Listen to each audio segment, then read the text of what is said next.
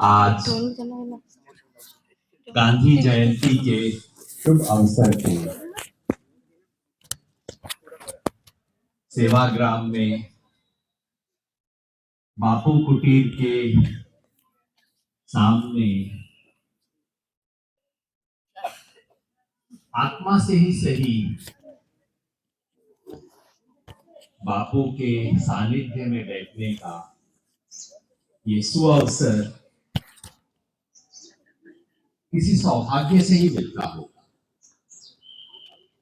आपने मुझे ये अवसर दिया, इसके काबिल समझा।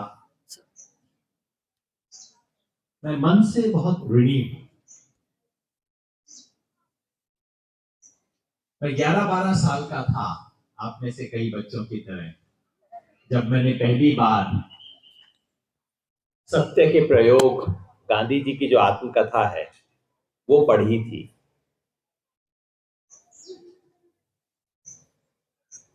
कहानी की तरह लिखी गई थी, इसलिए एक बार में पढ़ ली थी। कितनी समझ आई पता नहीं, लेकिन अच्छी लगी थी। और तब से एक लगाव शुरू हुआ।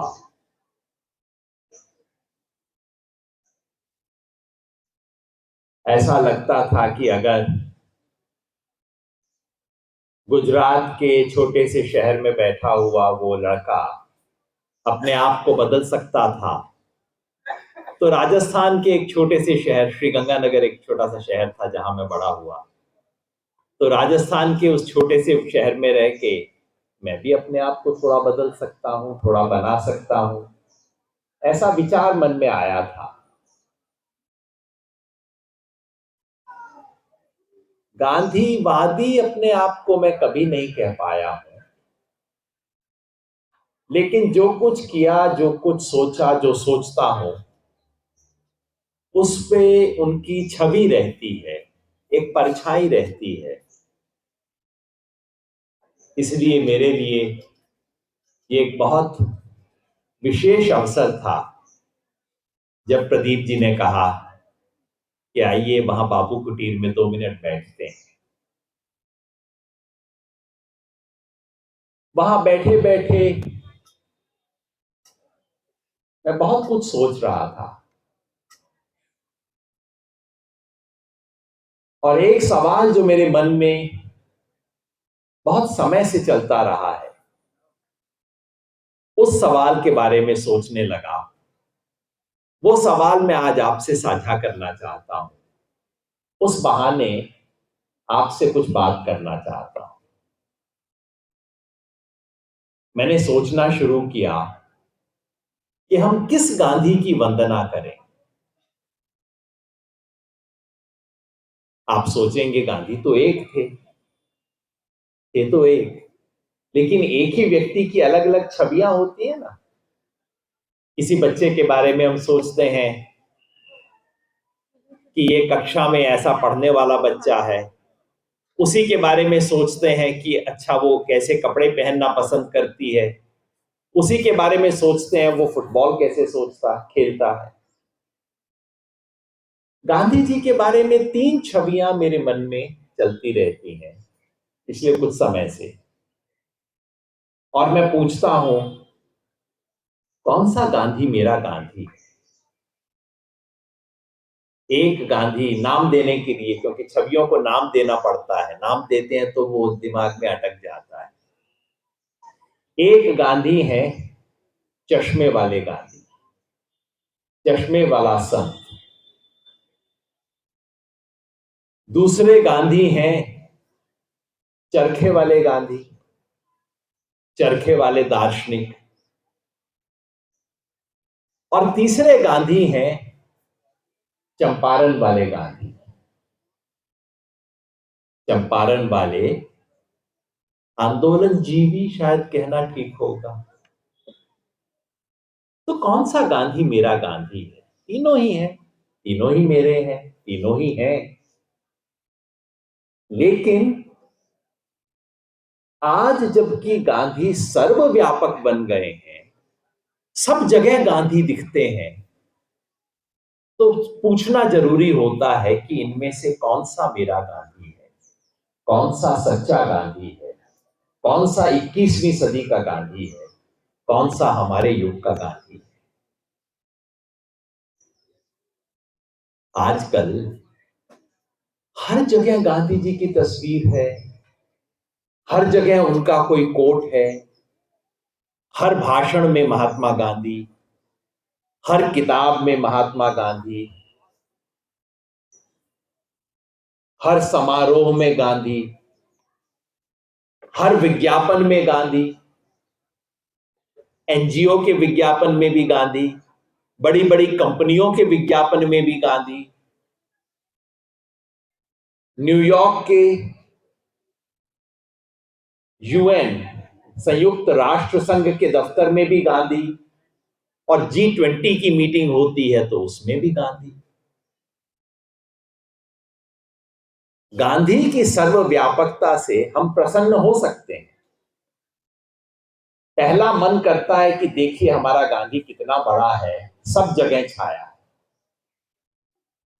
लेकिन सच बताऊं, इससे चिंता भी होनी चाहिए कि गांधी की सर्वव्यापकता खुशी के साथ साथ चिंता का भी मामला है। जब गांधी के हत्यारे गांधी का नमन करना शुरू करें, गांधी का नाम लेना शुरू करें, तो ये गांधी की विजय है और गांधीवाद की पराजय है।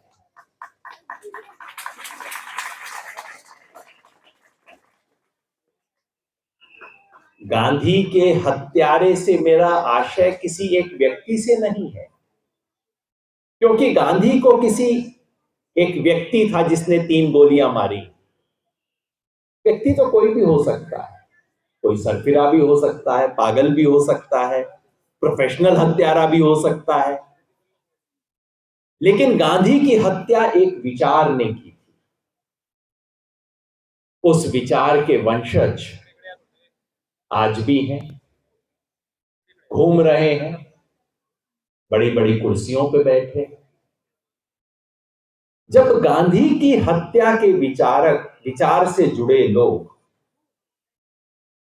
इस लिहाज से मैं गांधी के हत्यारे कहता हूं, जब गांधी के हत्यारे गांधी को फूल माला चढ़ाने आए तो समझिए मामला गड़बड़ है, कुछ तो गड़बड़ है। गांधी की सफलता है, क्योंकि सच ये है कि गांधी ना उगलते बनता है ना निगलते बनता है इन लोगों से। देश में रह के गॉडसे के मंदिर बनाते हैं। गांधी की हत्या करने वाला व्यक्ति जो था नाथूराम गॉडसे, उसके मंदिर बनवाते हैं लोग, और विदेश में जाके कहते हैं मैं महात्मा गांधी के देश से आया हूं। सोचिए, कुछ तो है गांधी में वजन कि गांधी के बगैर काम नहीं चलता। बाहर जाके तो दुनिया कोई बोल नहीं सकते कि मैं गॉडसे के देश से आया हूं, हत्यारे के देश से आया हूं। बाहर जाके तो ये बोलना पड़ता है मैं गांधी के देश से आया। तो गांधी उगलते नहीं बनता, निगलते नहीं बनता। इस लिहाज से ये गांधी विचार की विजय है, लेकिन ये गांधी के वारिस लोगों की पराजय है। अगर आज गांधी इतना निरापद हो गया है कि जिसका दिल में आया उठाया और जेब में डाल लिया, इसका मतलब है कि हमने अपना काम ठीक से नहीं किया। हर कोई ऐसा महान व्यक्ति, चाहे गांधी हो, भगत सिंह हो, बाबा साहेब अंबेडकर हो, ये एक तरह का अंगारा होता है। अंगारा, कोयला, जलता हुआ कोयला होता है ना अंगारा। अंगारे को उठा के क्या आप अपनी जेब में डाल सकते हो? नहीं ना। क्या होगा? हाथ जल जाएगा, जेब फट जाएगी। लेकिन अगर उस अंगारे पे राख जमती जाए, जमती जाए, जमती जाए, फिर आप आराम से उस राख वाले अंगारे को उठाइए, अपनी जेब में डाल दीजिए। यही बापू के साथ हुआ है। हमने, मतलब गांधी के वैचारिक और राजनीतिक वारिसों ने इस अंगारे पे इतनी राख जमने दी है कि अब गांधी के हत्यारों की भी हिम्मत हो गई है कि वो उसको उठाते हैं, अपनी जेब में डाल लेते हैं। तो ये गांधी की विजय है, लेकिन गांधीवाद की पराजय है। इसलिए ये सवाल पूछना जरूरी है, हर पीढ़ी के लिए सवाल पूछना जरूरी है कि मेरा गांधी कौन है, कैसा है, क्या नहीं है। ये सब अंगारे पे जो धूल जमी है, जो राख जमी है, उसे झाड़ने के तरीके, ताकि हम कह सकें कौन सा गांधी मेरे लिए ग्राह्य है, किस गांधी को मैं आगे लेके जाना चाहता हूं। आज से 50 साल पहले, इनफैक्ट 60 साल पहले, ये सवाल राम मनोहर लोहिया ने पूछा था। राम मनोहर लोहिया गांधी के शिष्य थे, लेकिन इस क्लास में होते हैं ना कुछ शरारती बच्चे भी होते हैं, पढ़ाई में अच्छे होते हैं, तेज होते हैं, अध्यापक की बात समझ जाते हैं, लेकिन फिर भी अध्यापक से थोड़ा शरारत करते रहते हैं। राम मनोहर लोहिया वैसे ही थे, गांधी के शिष्य भी थे, लेकिन एक तिरछी नजर से देखते थे, टेढ़ी नजर से देखते थे। तो गांधी जी के देहांत के बाद राम मनोहर लोहिया ने कहा कि इस देश में 3 तरह के गांधीवादी, ये राख झाड़ने का काम शुरू किया था उन्होंने। पहला उन्होंने कहा सरकारी गांधीवादी। सरकारी गांधीवादियों से उनका मतलब आशय उस जमाने के कांग्रेस वालों से होगा, नेताओं से होगा, मंत्रियों से होगा, शायद जवाहरलाल नेहरू से भी होगा, जो गांधी का नाम लेके सरकारी कुर्सियों पे बैठते। दूसरा, उससे भी तीखी बात उन्होंने कही, दूसरे हैं मठाधीश, जिन्होंने गांधी के नाम पे मठ खोल रखे हैं और मठों के मठाधीश बन के बैठे हुए। जैसे मैंने कहा, लोहिया शरारती थे, टेढ़ी नजर से देखते थे, कई बार बहुत कटु बातें और कई बार अनावश्यक कटु बातें भी कह देते थे। हो सकता है उनका आशय इन आश्रमों से भी रहा हो। लोहिया ने कहा कि गांधी की विरासत को न तो सरकारी गांधीवादी बचा सकते हैं, न मठाधीश बचा सकते हैं, फिर कौन बचाएगा? लोहिया ने कहा एक तीसरी तरह के भी गांधीवादी होते हैं, और वो कौन? उसको लोहिया ने नाम दिया कुजात गांधीवादी। कुजात मतलब जिसको जाति से बहिष्कृत कर दिया गया। तो लोहिया का कहना था, शायद वो अपनी तरफ इशारा कर रहे थे, कि जिस गांधीवादी को गांधीवादियों ने अपनी जाति से बहिष्कृत कर दिया है, वही गांधी को बचाएगा। रोचक बात थी। आज लोहिया की स्थापना आज के संदर्भ में प्रासंगिक नहीं, क्योंकि सरकारें पलट गई हैं, मठ ढह गए हैं, और वो जाति ही नहीं बची तो कुजात होने का तो मतलब ही कहां रहा। लेकिन जो प्रयास लोहिया ने किया, और मेरे को लगता है कई मायनों में उनका कहना, अब मैं सोचता हूं तो कई मायनों में अनावश्यक रूप से तीखा था, कड़वा था, निर्मम था, और गांधी के बाद सर्वोदय ने जो प्रयास किए उसके प्रति लोहिया ने पूरा न्याय नहीं किया, ऐसा मुझे आज महसूस होता है। लेकिन मेरा मतलब लोहिया की व्याख्या करना नहीं है, उन्होंने क्या सही कहा, गलत कहा, उनके जमाने की बात रही हो। मगर यह प्रयास कि हमें अपनी पीढ़ी के लिए अपना गांधी खोजना है, और वो गांधी आपको सीधी नजर में नहीं मिलेगा, कुछ इधर उधर देखने से मिलेगा। ये बात लोहिया ने स्थापित की, वो हमें आज भी करना है। हर नई पीढ़ी को अपना नया गांधी ढूंढना होगा। मतलब गांधी की उस विशाल विरासत में से कुछ ऐसा ढूंढना होगा जो हमारे समय के लिए उपयोगी है, हमारे समय के लिए प्रासंगिक है, और ऐसी रूप राख को, धूल को छांटना होगा जो गांधी के नाम पे चलती है, जो हमारे समय के लिए उपयोगी कतई नहीं। ये करेंगे तो गांधी जिंदा रहेंगे। आज गांधी होते तो 154 वर्ष के होते। 154 वर्ष के गांधी जिंदा रहे या नहीं, ये हमारे हाथ में है। ये अब उस व्यक्ति के हाथ में नहीं है जो 30 जनवरी 1948 को हमें छोड़ के चला गया। अब वो हमारे हाथ में है कि वो गांधी जिंदा रहे या ना रहे। और वो कैसे होगा? जब हम अपने नए गांधी को खोजेंगे। तो वापस मैं आता हूं अपने 3 प्रतीकों पे। कौन कौन से प्रतीक थे? चश्मे वाला गांधी, चरखे वाला गांधी और चंपारण वाला गांधी। याद रहेगा ना? चश्मा, चरखा, चंपारण, तीनों च से। चश्मे वाला गांधी आजकल बहुत प्रचलित है। चश्मे वाला गांधी एक संत है। हर सरकारी विज्ञापन के कोने से छापता है वो सब चश्मे वाला गांधी। वो स्वच्छता अभियान का गांधी है। ये गांधी एक संत है, भला है, भोला है, और सब संतों की तरह बीच बीच में बड़े सुंदर से प्रवचन दे देता है। सच्चाई करो, भला करो, एक दूसरे के साथ बुरा ना करो।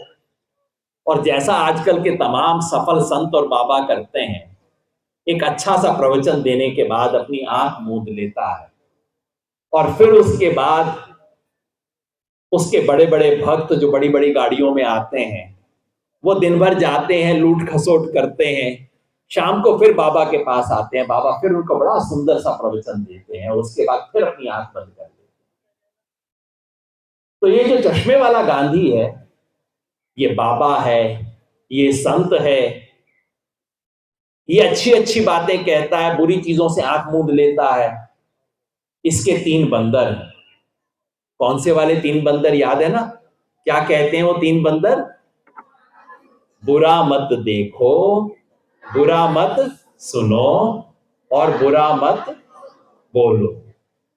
ये तीनों बातें हैं। अब बताइए इससे कौन इनकार करेगा? सबको बड़ी सुंदर लगती है। बाबा जी बड़े अच्छे आदमी हैं।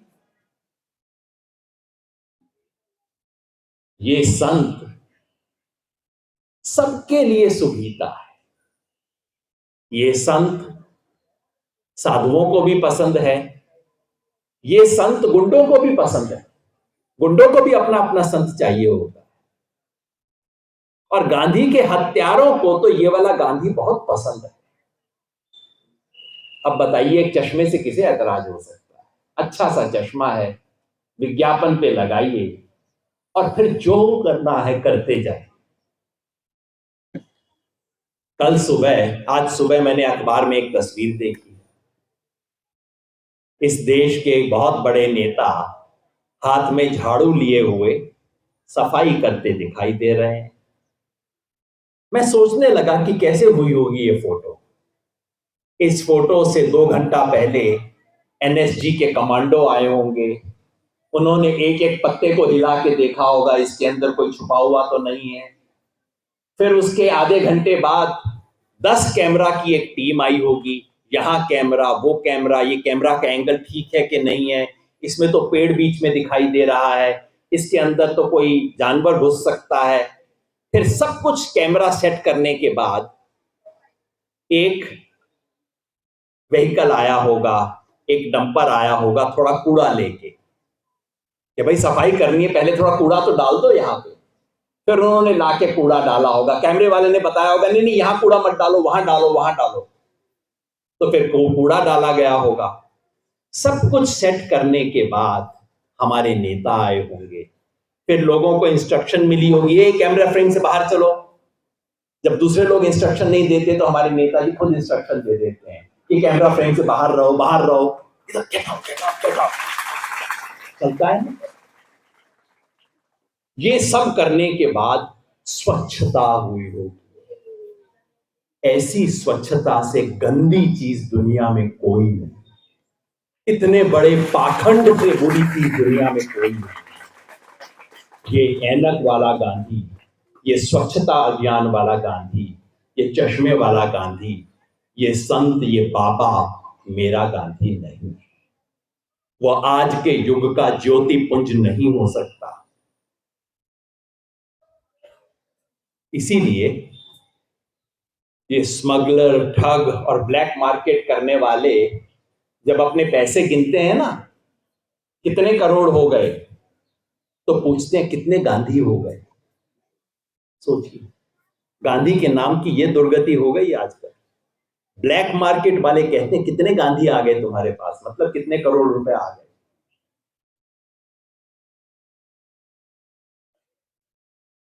आज उस संत, क्योंकि उस संत को देख के ये कहावत बनी होगी, मजबूरी का नाम महात्मा गांधी। मतलब बेचारा कुछ कर नहीं सकता, इसे मारो तो इसमें हिम्मत तो है नहीं जवाब देने की, इसलिए कहता है मैं अहिंसा में विश्वास करता हूं क्योंकि मेरी हिम्मत ही नहीं है तुम्हारा जवाब देने की। उसको देख के किसी ने कहा होगा मजबूरी का नाम महात्मा गांधी। ये मजबूरी का नाम महात्मा गांधी वाला गांधी सेवाग्राम का गांधी नहीं, हमारी पीढ़ी का गांधी नहीं हो सकता। ये गांधी के हत्यारों का गांधी हो सकता है, गांधी के अनुयायी का गांधी नहीं हो सकता।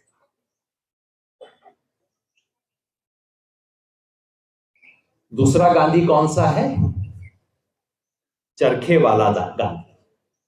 यहां कितने चरखे हैं देखिए, है ना, कई सारे चरखे यहां चल रहे हैं।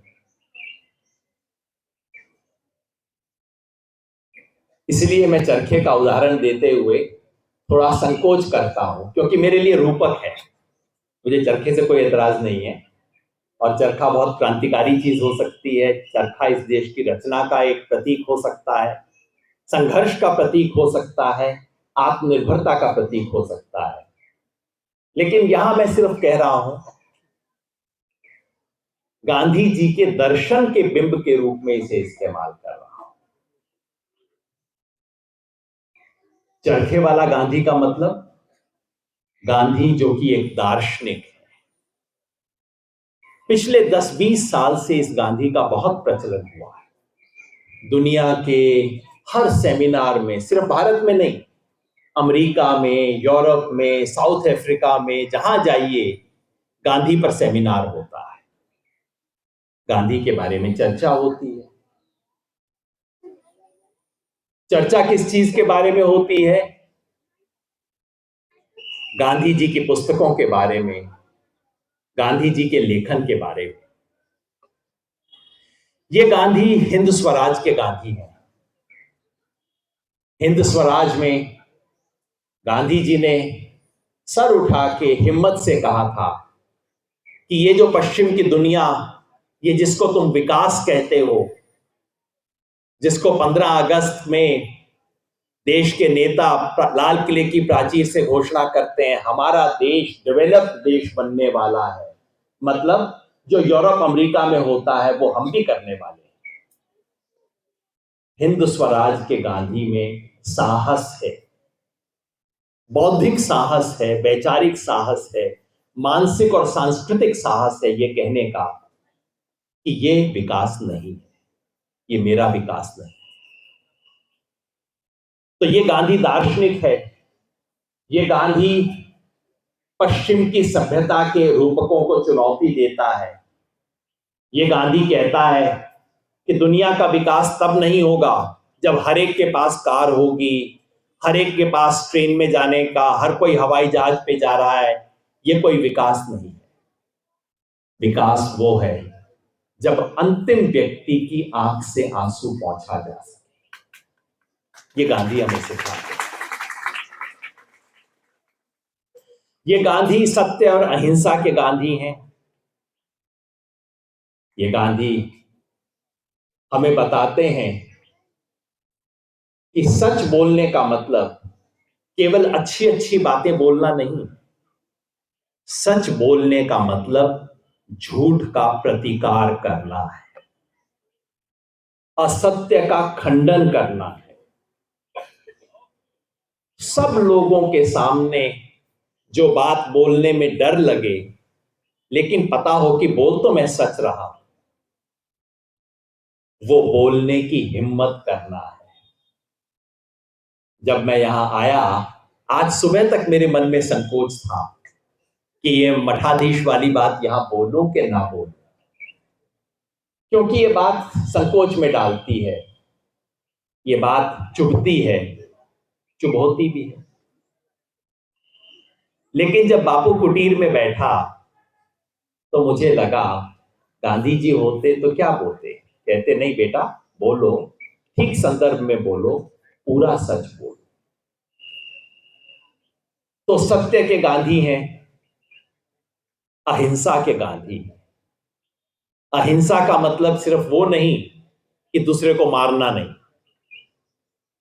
अहिंसा का मतलब एक सार्थक सक्रिय अहिंसा, मतलब ऐसी दुनिया जहां कोई किसी से प्रत्यक्ष या परोक्ष हिंसा ना करे, जहां किसी के साथ अन्याय ना हो, जहां किसी के साथ शोषण ना हो, जहां किसी को दरिद्रता में न जीना पड़े, किसी भी तरह की हिंसा प्रत्यक्ष या परोक्ष ना हो, उसका दर्शन गांधी जी ने दिया। तो ये जो चरखे वाला गांधी है, दार्शनिक गांधी है, ये मेरा प्रिय गांधी है। मुझे बहुत आकर्षण है उस गांधी से। बहुत सालों तक मैंने भी वो किताबें पढ़ी हैं, पढ़ाई हैं, दुनिया के सेमिनार में हिस्सा लिया है, बहुत कुछ सीखा भी है। लेकिन मैं अपने आप से पूछता हूं, क्या किताबों का गांधी मेरा गांधी है? गांधी जी से पूछा गया कि आपका दुनिया के नाम क्या संदेश है? गांधी जी चाहते तो कोई एक कोटेशन दे सकते थे, गांधी जी चाहते तो किसी किताब का नाम ले सकते थे, कह सकते थे हिंद स्वराज दुनिया के नाम मेरा संदेश है।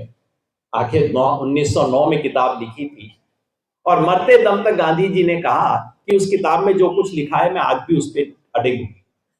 तो वो कह सकते थे कि दुनिया के नाम मेरा संदेश वो पुस्तक है, वो कह सकते थे ये दर्शन मेरा है। लेकिन गांधी जी ने क्या कहा? मेरा जीवन ही मेरा संदेश है, किसी भी किताब से ज्यादा। तो ये जो दार्शनिक गांधी है, जिसके नाम पर हमने गांधीवाद आज खड़ा कर लिया है, ये सुंदर है, आकर्षक है, उपयोगी है। आज इस दुनिया में चल रहे तमाम वादों को संदर्भ में रखने के लिए बेहद जरूरी है। लेकिन अगर आप मुझसे पूछें कि क्या ये आज का गांधी है, जिस गांधी की सबसे ज्यादा जरूरत है, क्या ये वो गांधी है? मैं कहता हूं नहीं, ये मेरा गांधी नहीं। आकर्षक है, सच्चा है, उपयोगी है, लेकिन गांधी मुख्यतः एक दार्शनिक नहीं। गांधी दार्शनिक थे, उन्होंने इस दुनिया में जो चकाचौंध का दर्शन था उसके बरक्स एक नया दर्शन स्थापित किया।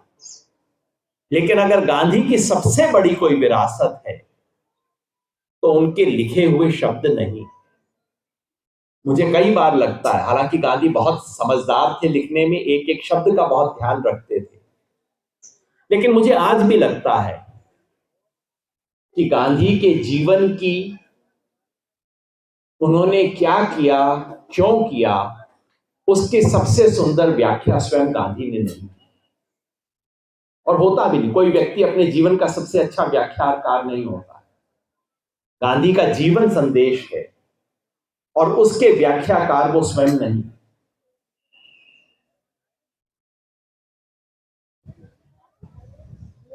वो जो चश्मे वाला गांधी है, वो 154 साल बूढ़ा, थका और हारा गांधी है।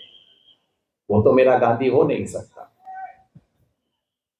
ये जो चरखे वाला दार्शनिक गांधी है, ये 154 साल का बुजुर्ग है, सयाना है, समझदार है, लेकिन केवल वो मेरा गांधी नहीं हो सकता।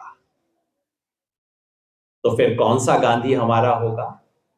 आज के संदर्भ में जैसा मैंने कहा, हर नई पीढ़ी को अपने लिए नया गांधी चुनना होगा, गढ़ना होगा, नए प्रतिमान बनाने। आज हमारे देश के लिए कौन सा गांधी सर्वोपयुक्त है? इस खोज में मैं तीसरे गांधी पे आता हूं, चश्मे वाले गांधी से, चरखे वाले गांधी से। अब तीसरा गांधी कौन सा? चंपारण वाला गांधी। ये चंपारण वाला गांधी कौन है? ये आंदोलन जीवी है। पता नहीं क्यों कुछ लोगों को लगता है कि आंदोलन जीवी बहुत बड़ी गाली है। मेरे से कई बार मीडिया वाले पूछते हैं, सर आपको लोग आंदोलन जीवी कहते हैं। मैं कहता हूं भैया, इससे सुंदर मेडल तो हो ही नहीं सकता। जिन लोगों ने जीवन में आंदोलनों का महत्व नहीं समझा, जिन बेचारों को यह भी नहीं पता कि ये देश एक आंदोलन से बना है, वो बेचारे आंदोलन से और आंदोलन जीवियों से डरते हैं। लेकिन जो इस देश के प्राण को जानते हैं, वो जानते हैं कि ये देश भक्ति आंदोलन से लेके राष्ट्रीय आंदोलन तक आंदोलनों ने इस देश को गढ़ा है, बनाया है, बदला है, सुंदर किया है। आंदोलन से क्या डरना? आंदोलन मतलब हिलना। पानी खड़ा होता है, जब हिलने लगता है तो कहते हैं पानी आंदोलित हो रहा है। अगर खड़ा रहेगा पानी तो क्या होगा? काई जम जाएगी, खराब हो जाएगा, बास आने लगेगी, बुरा हो जाएगा। आंदोलन किसी भी समाज को जीवित रखते हैं। तो ये जो तीसरा गांधी है, ये गांधी सत्याग्रह का गांधी है। केवल सत्य का नहीं, सत्य के साथ आग्रह को जोड़ने वाला गांधी। ये गांधी साहस का गांधी है। ये गांधी संघर्ष का गांधी है। इस गांधी से जब किसी ने पूछा कि अगर मेरे पास दो विकल्प हो, मेरे साथ कुछ बुरा हो रहा है, मैं अपनी आंख के सामने कुछ बुरा होता देख रहा हूं और मैं अहिंसा से उसका प्रतिकार नहीं कर सकता, मेरे पास इतना साहस नहीं है, मेरे पास इतने साधन नहीं है, तो मैं क्या करूं? तो बिना संकोच के गांधी जी का उत्तर था कि अन्याय सहने से बेहतर है हिंसा से प्रतिकार कीजिए। अहिंसा से प्रतिकार करें, सर्वश्रेष्ठ है, लेकिन अगर अहिंसा से नहीं कर सकते तो अन्याय सहने से बेहतर है हिंसा से प्रतिकार कीजिए। ये गांधी साहस का गांधी। तो जो तीन बंदर थे ना, कौन से वाले तीन बंदर थे? बुरा मत देखो, बुरा मत सुनो, बुरा मत बोलो। उसके साथ में ये गांधी एक चौथा बंदर जोड़ देता है, बुरा मत सहो, बुरा स्वीकार मत करो, सहो मत। अन्याय है, अन्याय है, शोषण है, गलत है, बेईमानी है, झूठ है, मक्कारी है, भ्रष्टाचार है, सहो मत, खड़े हो, विरोध करो, प्रतिरोध करो। ये इस गांधी का संदेश है। वो चंपारण वाला गांधी चारों तरफ घूमता रहा, हर बार हर जगह जो गलत लगा, दक्षिण अफ्रीका से लेके जीवन के अंतिम पड़ाव तक जब उसकी उम्र जवाब दे रही थी, शारीरिक क्षमता जवाब दे रही थी, तब भी वो गांधी खड़ा था, अड़ा था, लड़ा था। आज हमें उस गांधी की जरूरत है। आज हमें उस गांधी की जरूरत इसलिए है कि आज हमारे देश में जो बुनियादी मूल्य है हमारे देश के, जिनके आधार पे ये देश खड़ा हुआ, उन मूल्यों को नष्ट किया जा रहा है। आज हमें उस गांधी की जरूरत इसलिए है कि ये देश का संविधान बचेगा या नहीं हम जानते नहीं।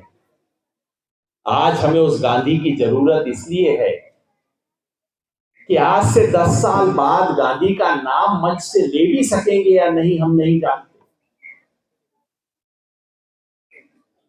इसलिए आज हमें उस संघर्ष के, आंदोलन के गांधी की जरूरत है। आज की पीढ़ी के लिए वो गांधी होगा। कहां मिलेगा हमें वो गांधी? वो गांधी यहां सेवाग्राम में तो नहीं होगा। यहां रहते थे, लेकिन जब भी किसी काम ने उन्हें पुकारा उठ के चल देते थे। आज अगर वो गांधी होते तो हमें कहां मिलते आप सोचिए।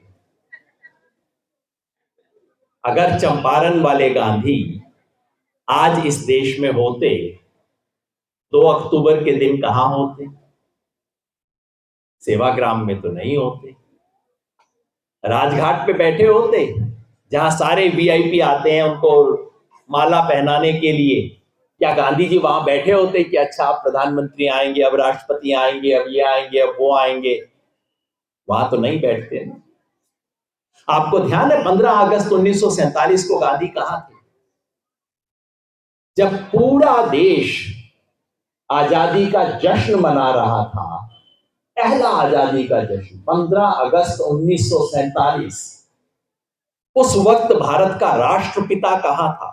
प्रधानमंत्री वहां थे, सब लोग वहां थे, राष्ट्रपिता वहां नहीं थे। वो उस दिन कलकत्ता में थे। क्यों थे कलकत्ता में?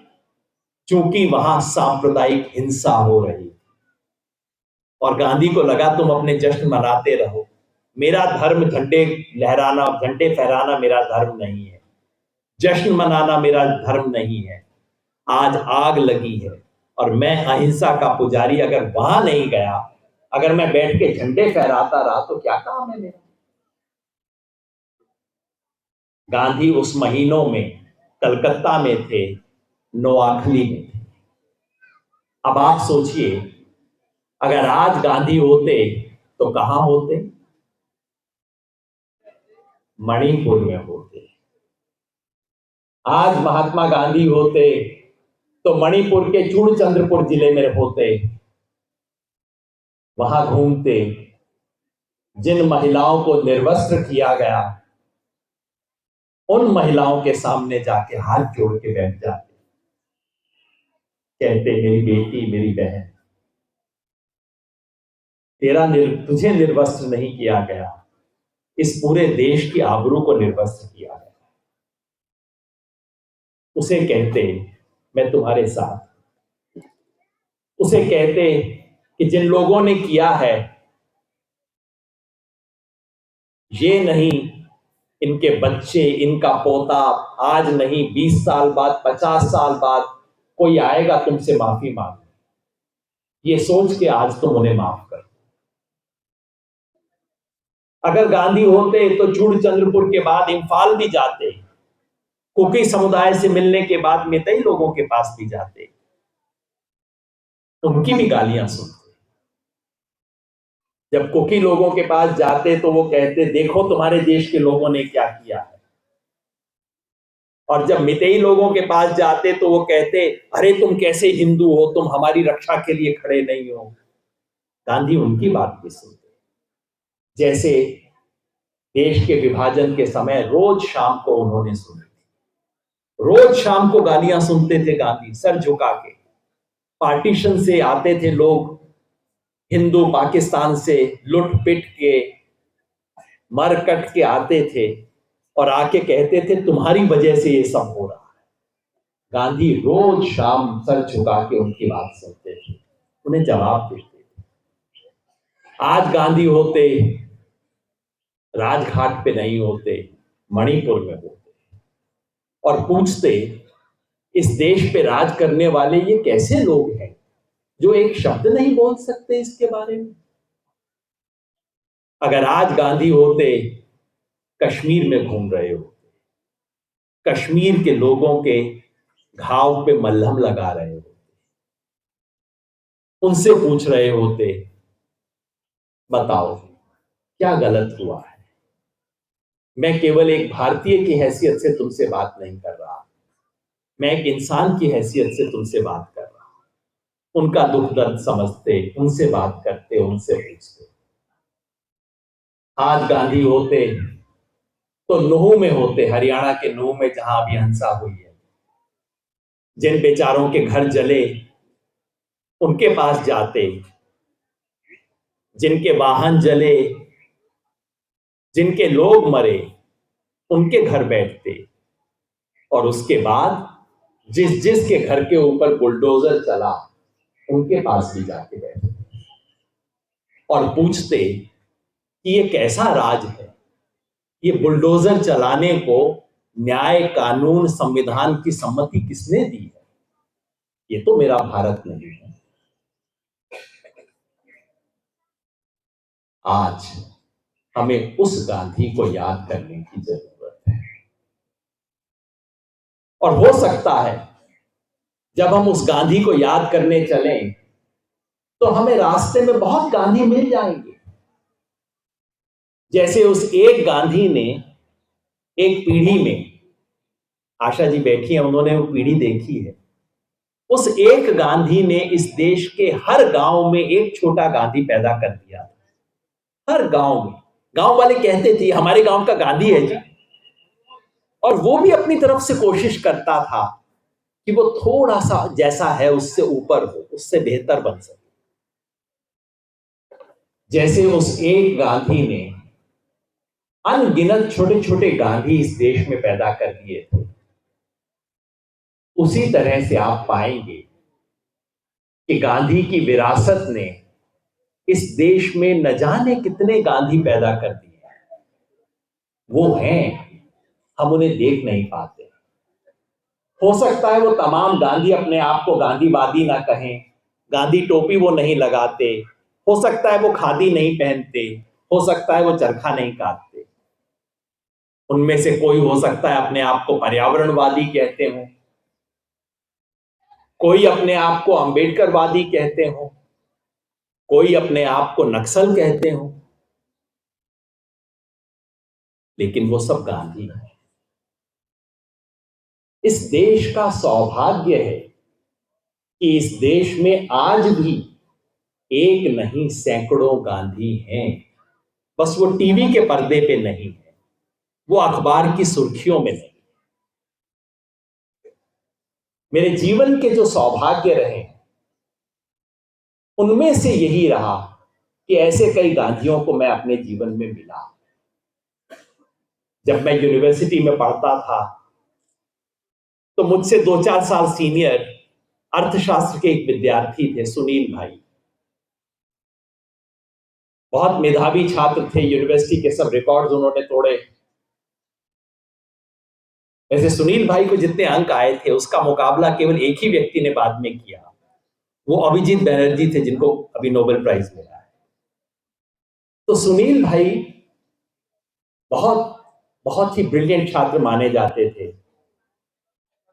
जब उन्होंने एमए पूरी की इकोनॉमिक्स में, इकोनॉमिक्स एक ऐसा विषय था जिसमें आप दुनिया में कहीं भी जा सकते हो, कैसी भी नौकरियां मिल सकती हैं, उन्होंने कहा नहीं, मैं एक आदिवासी गांव में जाके आदिवासियों की तरह रहूंगा। वैसे सुनील के बारे में प्रसिद्ध था कि आदमी कुछ भी कर सकता है, लेकिन जब उन्होंने ये कहा तो लोग हंसे, कहा कि देखिए 6 महीने में वापस आ जाएगा, लौट के बुद्धू घर को आए हो जाएगा। सन 1984 में सुनील जी ने फैसला किया कि मध्य प्रदेश के होशंगाबाद जिले के केसला ब्लॉक के पास एक छोटा सा गांव है, वहां जाके रहना शुरू करें। और सन 2015 शायद जब उनका देहांत हुआ, तब तक वो सुनील भाई वहीं उसी गांव में आदिवासी समाज के बीच आदिवासियों की तरह रहे। मैंने जिंदगी में गांधी को नहीं देखा, लेकिन मेरे गांधी सुनील जी। मैं उनकी कुटीर में गया, कई बार गया, मिला, देखा। मेरे गांधी वो थे। किसी और के लिए और गांधी होंगे। इस देश में आज सैकड़ों गांधी, वो अलग अलग लेबल में हैं। उनमें आप चरखा, खादी, टोपी की तलाश मत कीजिए। वो गांधी अपने अपने तरीके से गांधी की विरासत को आगे बढ़ा रहे हैं।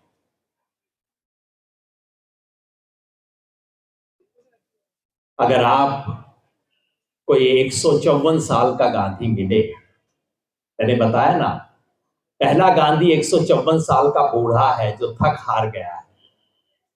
दूसरा गांधी 154 साल का बुजुर्ग है, सयाना है, लेकिन दार्शनिक है। तीसरा गांधी 154 साल का युवा है।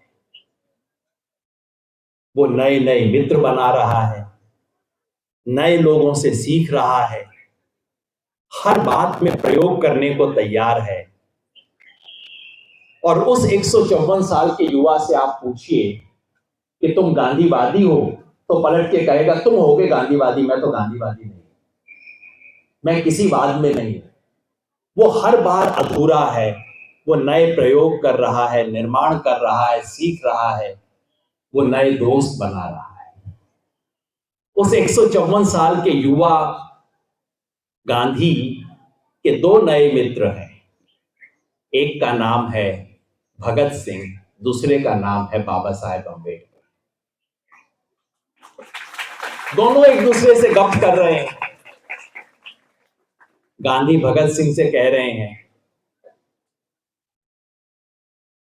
वैसे तुम मेरे से बाद पैदा हुए थे, पर अगर मैं तुमसे बाद पैदा होता ना, मैं वही करता जो तुमने किया।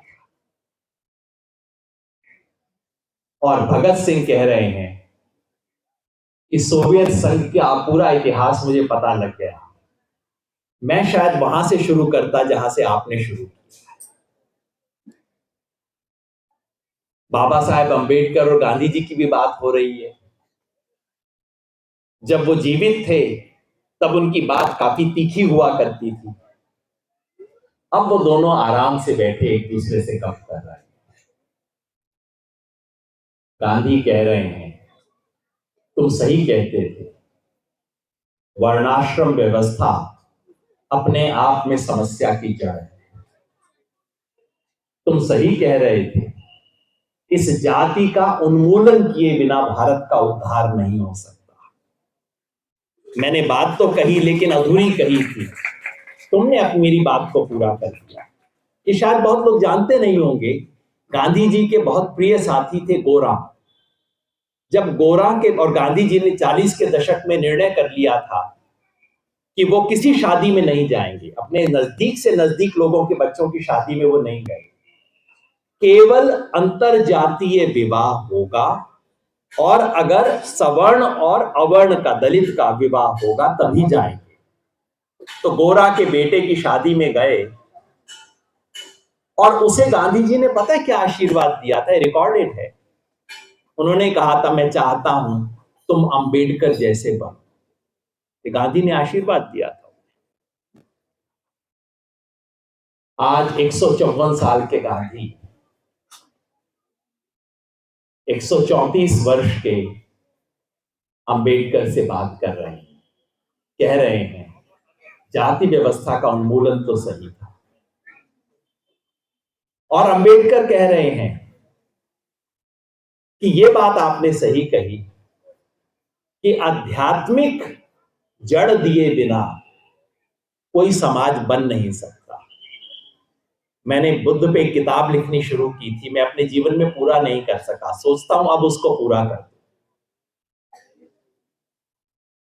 आज का गांधी मोहनदास करमचंद गांधी के लिखे शब्दों से बंधा हुआ नहीं रहेगा।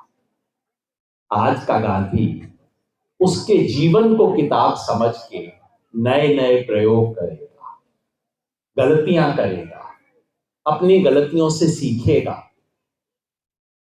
चुप नहीं बैठेगा, बोलेगा, खड़ा होगा, विरोध करेगा, संघर्ष करेगा, सत्याग्रह करेगा, जेल जाएगा, अपमान सहेगा, किसी बाबा संत की तरह बैठा हुआ आशीर्वाद और फूल माला ग्रहण नहीं करेगा। वो गांधी मजबूरी का नाम नहीं, वो जो गांधी है उसके बारे में हम कह सकते हैं मजबूरी का नाम महात्मा गांधी नहीं, मजबूती का नाम महात्मा गांधी। वो मजबूती जो केवल एक व्यक्ति की मजबूती नहीं है, वो एक सभ्यता की मजबूती है, एक समाज की मजबूती है, एक विचार की मजबूती है। वो विचार जो इस देश में 5000 साल से चला आ रहा है, वो विचार जिसके न जाने कितने पैगंबर हुए, पैरोकार हुए, और उस विचार का सबसे सुंदर प्रणेता यदि 5000 साल में कोई पैदा हुआ, शायद गौतम बुद्ध के बाद, तो वो मोहनदास करमचंद गांधी थे। उस गांधी से सीखना, वो जो गांधी है चंपारण वाला गांधी, वो गांधी हमारी पीढ़ी का गांधी है। वो गांधी हमारे लिए आज प्रकाश पुंज है, ज्योति पुंज है। वो गांधी आज हमारे लिए प्रेरणा का स्रोत है। और उस गांधी से प्रेरणा लेके हम सब, आप सब मणिपुर जाएंगे, कश्मीर जाएंगे, नूह जाएंगे, बस्तर में जाएंगे, जहां लिंचिंग होती है वहां पहुंचेंगे, हर दुख सुख में खड़े होंगे, सिर्फ सच की पूजा नहीं करेंगे, इस दुनिया को सच्चा बनाने के लिए अथक प्रयास करेंगे, सिर्फ अहिंसा के प्रवचन नहीं देंगे, इस दुनिया में हर तरह की हिंसा को समाप्त करने के लिए जी जान लगा। वो काम मेरे जैसे लोग जिनके अब बाल सफेद होने शुरू हो गए हैं पता नहीं कितना कर पाएंगे, लेकिन आप सब लोग, ये नई तालीम के बच्चे जो मेरे सामने बैठे हैं, ये कस्तूरबा मेडिकल कॉलेज के विद्यार्थी भी जो हमारे पास यहाँ बैठे हैं, आप सब लोग अपने इस नए गांधी को लेके आगे बढ़ेंगे और आप में से कोई खुद वो गांधी बनेंगे, आप में से कोई वो गांधी बनेगी। हम कहते हैं ना आज गांधी होगा तो कैसा होगा, मैं पूछता हूं आज गांधी होगी तो कैसी होगी? आज ऐसी ही कोई गांधी बनेगी, इस कामना के साथ। और आपने मुझे आज गांधी जयंती के अवसर पे यहाँ बापू कुटीर में गांधी जी को नमन करने का यह अवसर प्रदान किया, इसके धन्यवाद के साथ बहुत बहुत